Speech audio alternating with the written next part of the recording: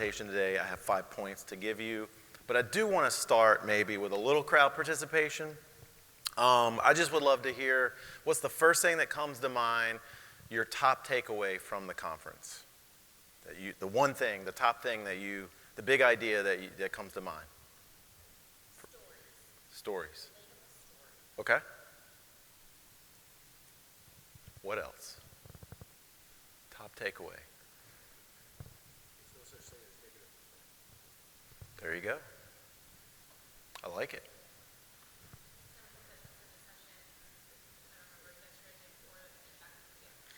Feedback is a gift. Yes. They already think it. Don't you want to know what they're thinking, right? Creating a CX culture from the top to the bottom. So how do you implement that across the board? We're going to talk about that today. Anybody else? Inspire consistent execution. Okay. Consistency. Anyone else? Oh, yes. We were talking about small acts. Small acts and how they contribute to. Yes. My favorite thing about flying JetBlue is they give me the whole can of Coke. It's a really small thing. Southwest only gave me the cup and half the can they kept, right? I wanted the whole can. Anybody else? All right, so we're going to move on. I'm out here because up there, I don't know, this just feels better with a small group. So I'm going to be here. All right, so you guys all know this, but I'm going to just remind everyone, the real work starts when you get back to the office. So CX transformation. And one thing that I think has been interesting, I've observed, is everyone here, you're in a different journey than others, right? The lady I was sitting next to yesterday during the Withers Ravenel session, like her mind was literally exploding because they're at the very, very, very beginning of their journey. And I reminded her, I'm like, they're like 10 years in, you'll get there, don't start there, right? Transformation is a process and it takes time. This is the other sort of thing to remind everyone. Information in and of itself doesn't change anything, right? You have to apply it. I love the meaning of the word wisdom is knowledge applied, because you can know a lot of things, but if you don't use that information and enact change, then you're not going to really get anywhere. So here's some reasons why CX programs fail and maybe why some of you are having challenges in your firm. The big one is the check the box mentality. We were just talking about it. Every firm, at least in the AEC industry, says that they are client-centric. Everyone says that.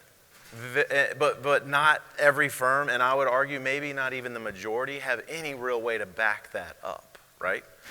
So CX just becomes more of an aspiration versus we're putting anything behind it. And this is a big one. This is another common theme that I've heard throughout the conference, and we'll talk about this today. The top-down leadership buy-in. And not just like I sort of intellectually agree that's a good idea, but like I'm actually willing to get in the trenches with all of you. I'm willing to give you some budget and write some checks and reassign some people. And I'm willing to talk all the other skeptics in the firm into we have to embrace CX as a company and as a culture. Misalignment with business goals, I think a big one is that CX is not a campaign. It's not something that you're just going to have success in 6 months. I think you can have some wins and some stories to tell, but you have to see CX as a long-term play, more of a marathon than a sprint. And I think a lot of people treat it like a campaign that they're going to get some instant ROI, and it takes a lot of hard work to get there.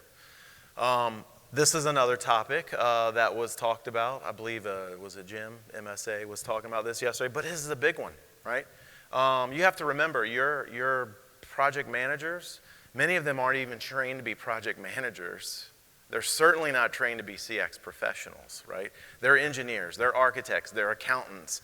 They're lawyers. They're not trained to sort of think through the lens of CX. So there's a requirement for training in order to get the employees engaged. And then I've already sort of teed this one up.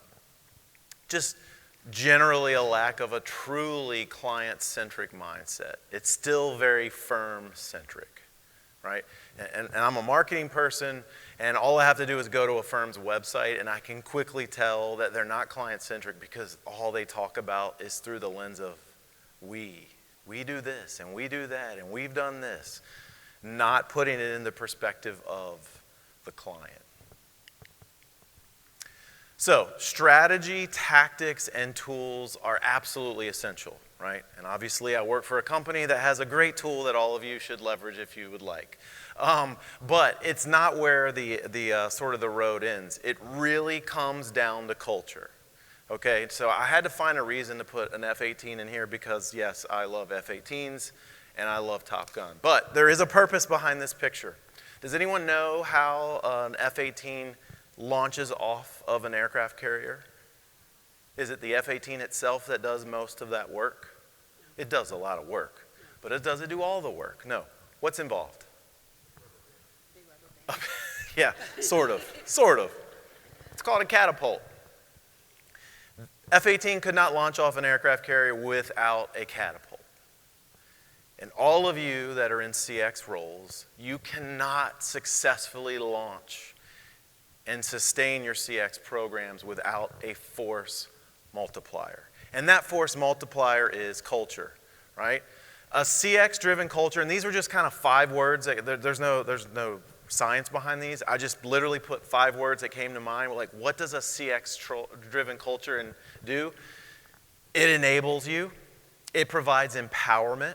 Some of you maybe are having challenges getting your, leadership said, hey, you're going to be focusing on CX, but you're having challenges getting buy-in because you haven't really been empowered. You may have the title, but you don't have the empowerment to actually enact change.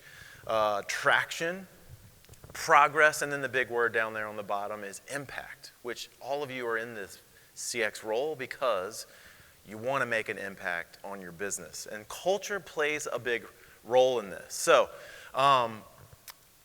here you have the 3 experiences: brand experience, client experience, employee experience. I like to put it this way.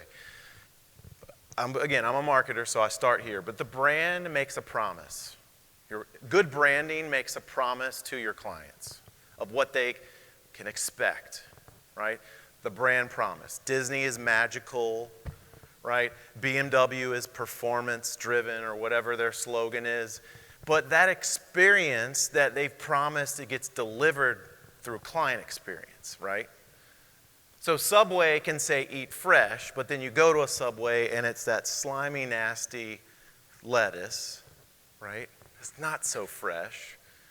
The experience didn't match the brand promise. However, employee experience is responsible for delivering the client experience because we're in a service-based business and you deliver the experience through people.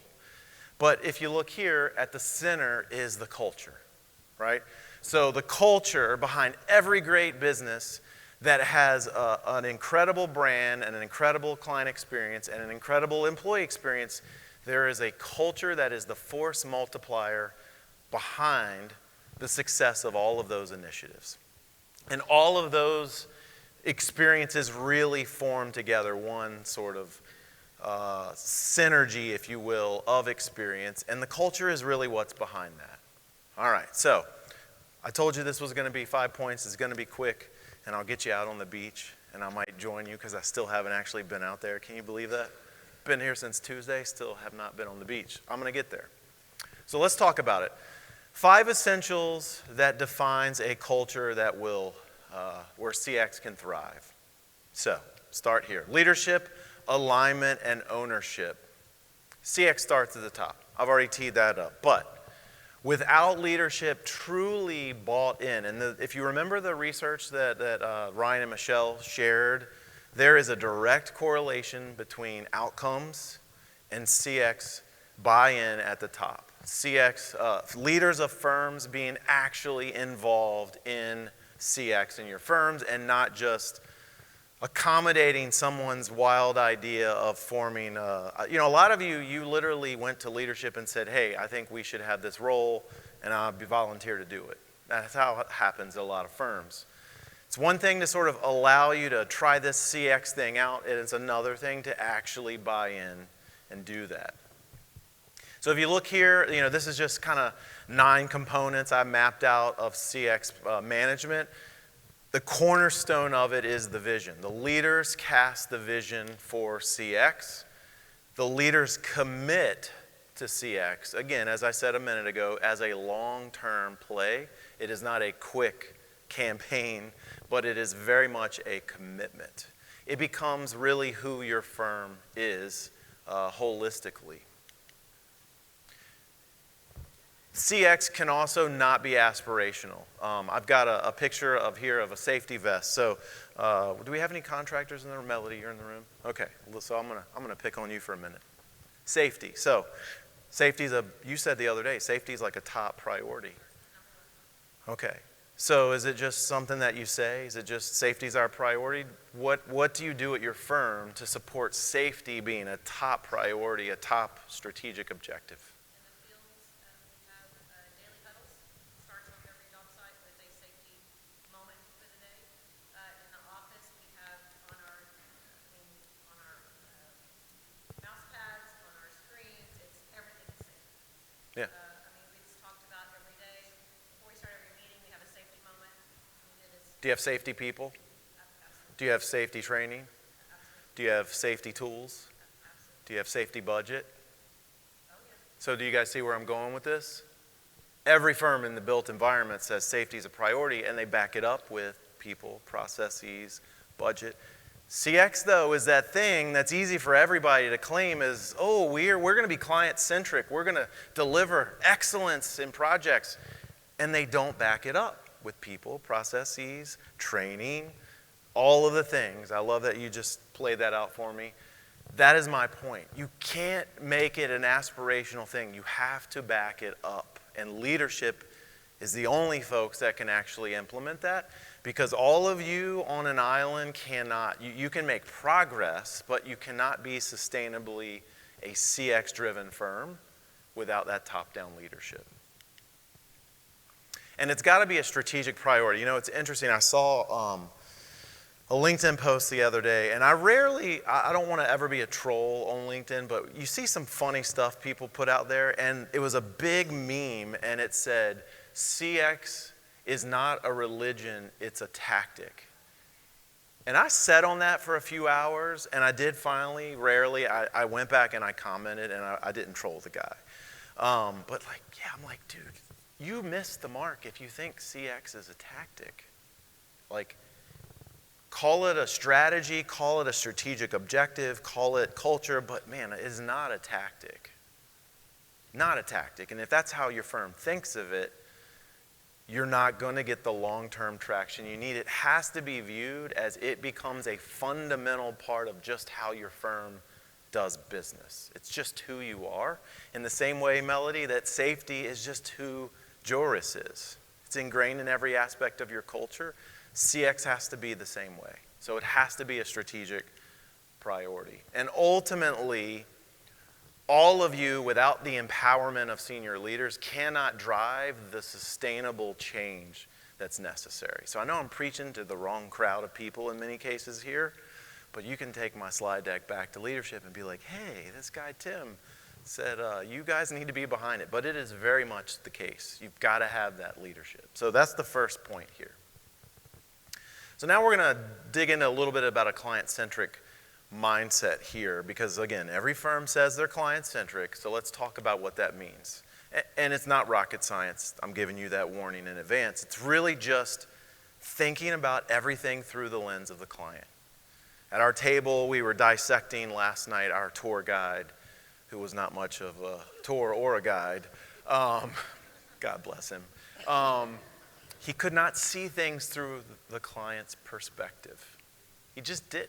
Even when we tried to help him see bless his heart. Even when we tried to help him see, he just was refusing to. He was so fixated on his tour. If you remember from our example, we said, hey, we need to leave early. We have to get to dinner, and then we have to get to our bus. And he's like, but you're going to cut my tour short.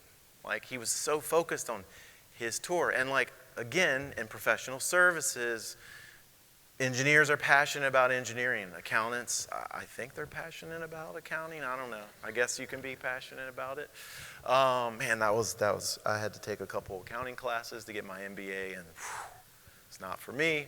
Anyway, regardless, right? Whatever your trade is, you're passionate about that.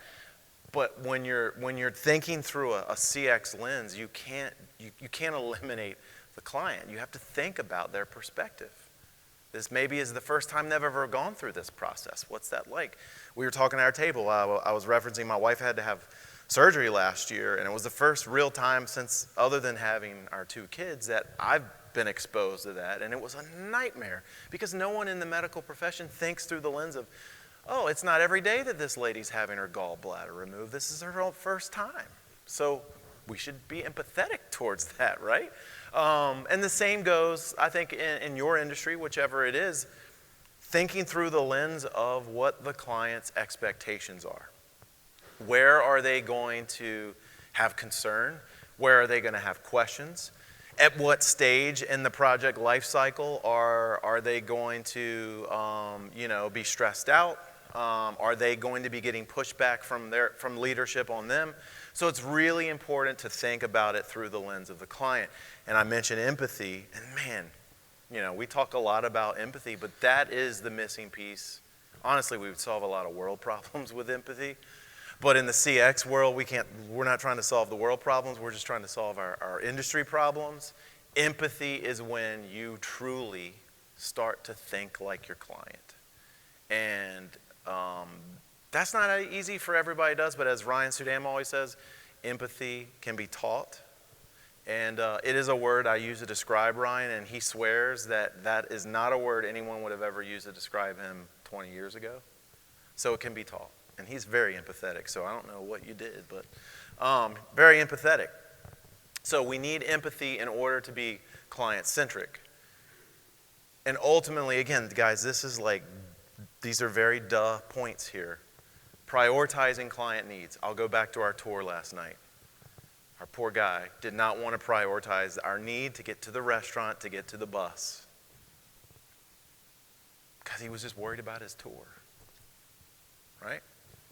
So again, in order to know what the client's needs are, you have to ask them. And that requires, again, I think we're going to talk about it in a minute, there's a whole level of training for people that aren't naturally empathetic, for people that aren't naturally wired to think like clients, the project managers, the engineers, the architects, the accountants, the lawyers, right? They need to understand, well, what are your needs? Outside of course, I know what the scope of work is, but what about your personal needs? What are your communication needs? What's your expectation? Do you expect me to respond, do you prefer email? Do you want me to text you? Do you want me to call? Getting into the nitty-gritty of what their needs are outside of that overall expectation around scope of work. I think that's the power of empathy and thinking through a client-centric lens is when you can really understand the individual needs of your clients, because they're different. There's some overlapping needs, but every client is different with a different personality. I'll just give you my brother as an example. I send him a 3-sentence text message, and he sends me back 1 word. That's my brother.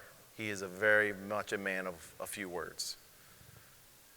My wife, on the other hand, sends me very, very long text messages. So if I went back with 1 word to my wife's long text message, ladies in the room, how's that going to land? Right? Clients are the same. They've got their own communication style. They have their own preferences. If you don't know it, you have to figure it out. And that's, again, we're not talking about engineering here at all.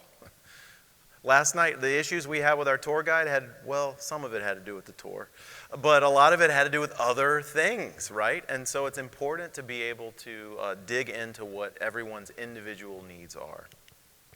All right, number 3. Employee empowerment and enablement. So this gets into the training and everything that we talked about. So ideas don't make things happen, right? It's the people. So everyone's going to walk away with ideas. But if the ideas stay an idea and there are not people that are behind the idea, the greatest ideas are going to fall flat. So the teams need to be equipped to drive CX. And through training, hopefully everyone attended Jim's session. But training is important. We have to be able to, just like the safety example, the safety moments. Does your firm have a CX moment?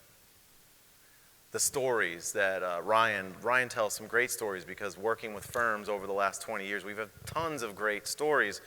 But when those moments happen, do you tell those stories, right? Is the storytelling, someone mentioned storytelling was a part. Like, we have to tell the stories so that the people that are still skeptical or who haven't bought in or don't even understand what we're doing are constantly being reminded of what we're in the people business. I would argue every single professional service it's a means to an end for the client.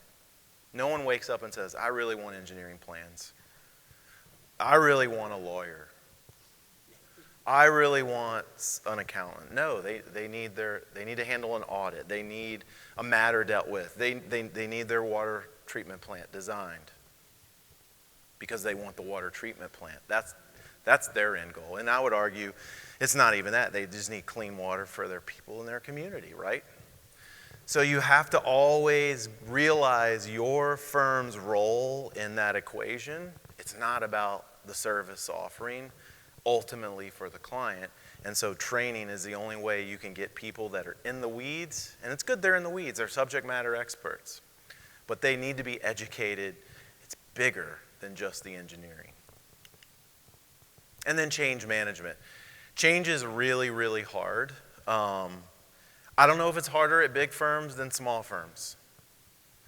I think intuition would say it's way harder at a big firm, but man, some of those firms where the founders are still gripping it so tightly, refusing to let anything change, it's like they have this dual mode of, in one sense, they want to grow and get big and be able to sell their firm, and then the other side of their brain really liked when it was just, 3 people and they just did all the work themselves. And they're stuck, refusing to kind of let go and scale. So depending on where you are in your firm's journey, change management principles, I think, are going to be really helpful to ultimately moving your firm down this path of CX. All right. Can't talk about CX without feedback, right? So let's talk about this, structured feedback and continuous improvement. So obviously, ongoing client listening. Work for Client Savvy. Yes, electronic feedback absolutely should be a part of your voice of client. But that should not be the only thing that you're doing. Interviews are still valid. Third-party interviews done by someone other than your leaders and other than your project managers is valid. The one-on-one conversations that I hear all the time, the pushback of feedback is, well, we're already doing this. We're already having those conversations. Yes, and you should keep doing that, right? Surveys don't replace the one-on-one conversations. They inform them, they guide them. I think they can help you have more profitable conversations when you have some data and some insights to take into that. Client panels can be great, focus groups. There's a lot of ways. The point is you should always be asking for feedback. If at any point our guide last night had asked us, how are we doing? How are things going? Does anyone have any questions? Is everyone having fun? Maybe he would have gotten some feedback that could have helped him, right? So feedback, ongoing basis is necessary. And here we go. I already said this, but yeah, it doesn't replace them. There's definitely a myth that I feel like I'm constantly dispelling on the sales side of what I do, is that somehow the survey replaces the relationship, and that is just simply not the case. It's another data point. It's a way to quantify feedback in ways you can never quantify with the one-on-one conversations or even the interviews. And really, if you're using feedback the right way, it guides what conversations that you're having with your clients. But if you stop at feedback and you don't do anything with it, you lose out. Poor tour guide, I'm going to keep picking on him. We gave him feedback, did we not, Colleen? Give him lots of feedback. Did we not give him multiple, Don? Lots of feedback? Did he listen? Did he take action on the feedback? And now he is, unfortunately, mentioned many times in my presentation today, right? So the point of the feedback is not just to get it and say, oh, that's interesting. The point of the feedback is to say, all right, well, my feelings maybe hurt a little. That stings a little. What do I do with this? Why would they say that? What can we learn from this? And then how do we take this insight that we've gleaned from the feedback and how do we actually turn it into an outcome? Because that's why you're doing it. You're not just getting feedback for fun. You're getting feedback in order to have business outcomes that your firm is looking for. So that is the step. And unfortunately, I'm not sure that every firm that gathers feedback actually takes that next step, right? Do we have any law firms in the room? They all left? Okay, so I can say this now. The lawyers do not want to receive the feedback. The law firms that we work with, when the surveys go out, like, do we have a single law firm that's ever let the lawyers get the alerts for the one out of hundreds that we've worked with? They don't want the lawyers don't want to get it. I think it was even on the panel. Someone said, "Oh yeah, we respond to the feedback, on their behalf." That's like, you've got to be able to be willing to listen to your clients. Poor law firms. I'm sorry for picking on them, but it's a point. They're halfway there, right? But we have to take action on that feedback and respond to that very personally. All right, last one here. It takes a village. It's all about collaboration across the departments, across all, because you know this, because the word invoice shows up on a lot of survey results, does it not? A lot. That's an accounting thing, not an engineering thing, not a marketing and business development thing, but it's all ultimately, it's a team sport. And I think the firms that excel at client experience, they've got it all very, very well coordinated, much like what Carla was describing yesterday with the F1 team and how everything is coordinated. Each one of those people have a very distinct job, but collectively as a team, it works really, really well to do a pretty incredible thing. And so understanding all of the touch points in the client journey and how it impacts different departments, different people, different organizations, different systems, different tools, all of that I think is very important. And ultimately, I think you have to have a network of CX champions, right? I think in order to evangelize, if you will, client experience across the firm, you're never going to get buy-in 100% across the board, but you have to start with the people that buy in, and then it will spread, right? It will very much spread. And so in your firm, if you don't already have, aren't leveraging this network, identify those people.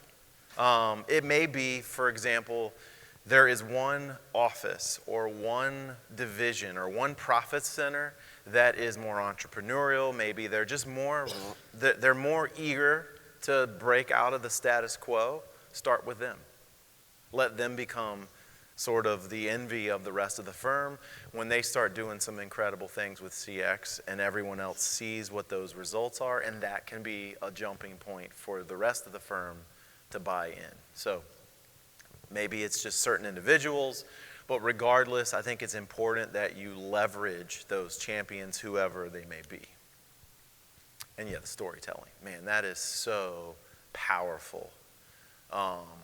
The examples that your team can share of where there's been a success, where there's been challenging feedback that led to a resolution, that led to a more loyal client than you would have had before. You heard Eric's presentation yesterday, right? The clients that experience an issue, when there's a resolution, they're more loyal than if there had never been an issue at all.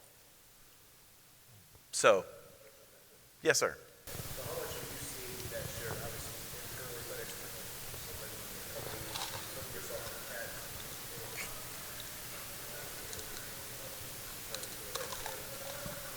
put yourself out there. When you can say, hey, we have this issue with the client, solve it. I don't know about that. What do you think about that, Ryan? sharing the, So this goes to some of what was talked about yesterday, service transparency. Clients like service transparency. Stories Carla shared as well. When a brand drops the ball, you know what? Which firm here has never dropped the ball? We're going to do it. We try not to, but quality in place, checks and balances, we're going to do it. Clients know balls are going to get dropped. And it's how we react and respond when the balls get dropped that starts to tell our brand story. So if we can,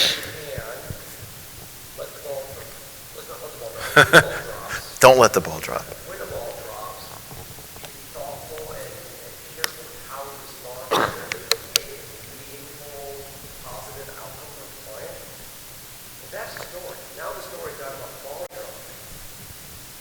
The story is about the recovery. And that service recovery paradigm that was on one of the slides yesterday. You know, I've thought a lot about that too. So if there's a problem and we fix it, loyalty goes up 14%. We engineer the problem into a client journey and have pre-engineered solutions. Like, no, that's a terrible idea, right? But if when the occasion the ball does drop, we recover well and we tell that story, can we get that same impact of loyalty vicariously by the others who hear that story? Yeah. So I would advocate for transparency if you've done the recovery. Yeah. Well, and how you tell the story, right? Again, are you telling it through the lens of the client and the client is the hero in the story versus sort of, there's a balance there, I think, of how you position that. Yes. Another question on Yeah. transparency and that.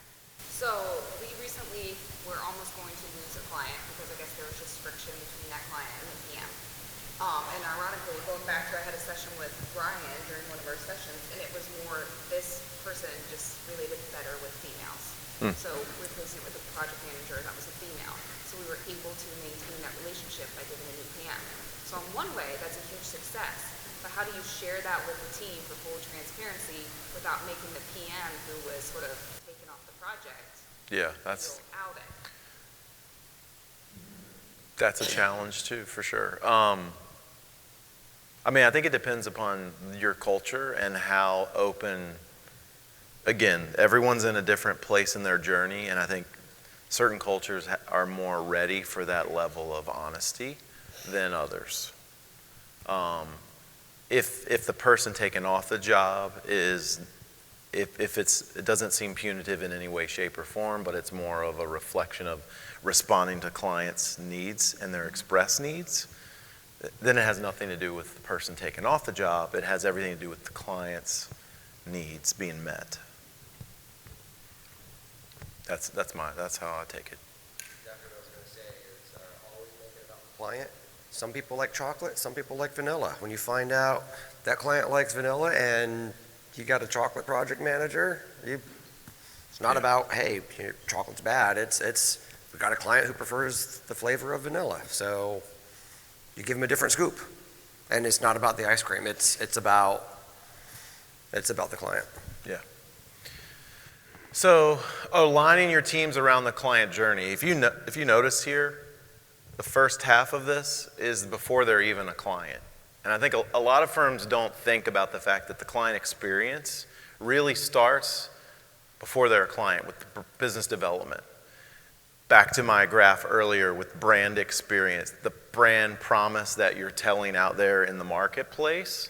What are all of those touch points and experiences they're having with your firm early? At the conference, at the golf tournament, at the pre-proposal meeting. Well, what about the experience with your proposal? What about the experience with your project team that's interviewing? What's it like going through that whole contracting process, right? And then once they're a client, again, the goal is to ultimately take a prospect and turn them into a promoter. But like we talked about earlier, one of the groups was talking about onboarding. Such a huge opportunity to really start things off the right way, and not every firm really thinks through, again, you've done this 1,000 times, but the person and the team that you're working with, maybe they haven't done it 1,000 times. So what is that onboarding experience like? Our group talked about, what did we call that, Colleen? We called it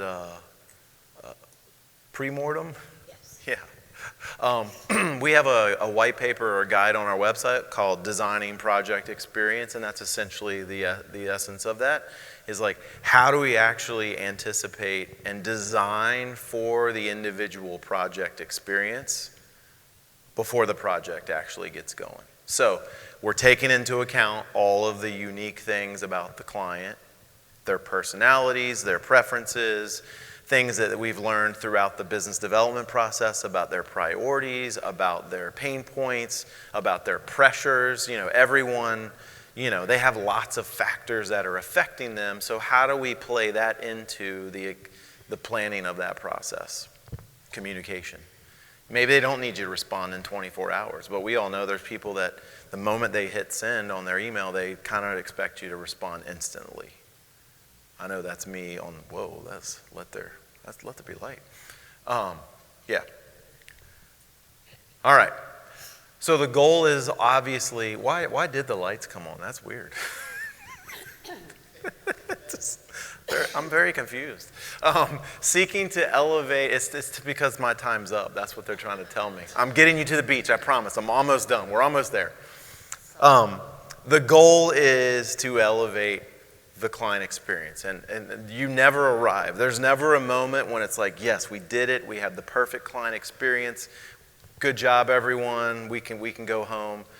It is a moving target always. And you guys know this, individual clients, it's always moving, and it's moving even throughout the project because their expectations change throughout the project because they're dealing with different things and going through different things. So the goal is always to elevate it.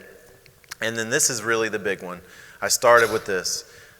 It is a process that requires commitment, right? It is a commitment. It is not a campaign.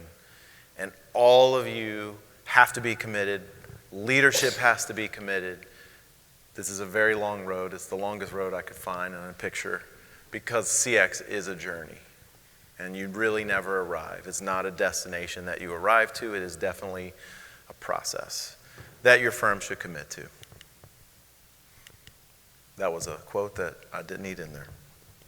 All right. Do we have any questions?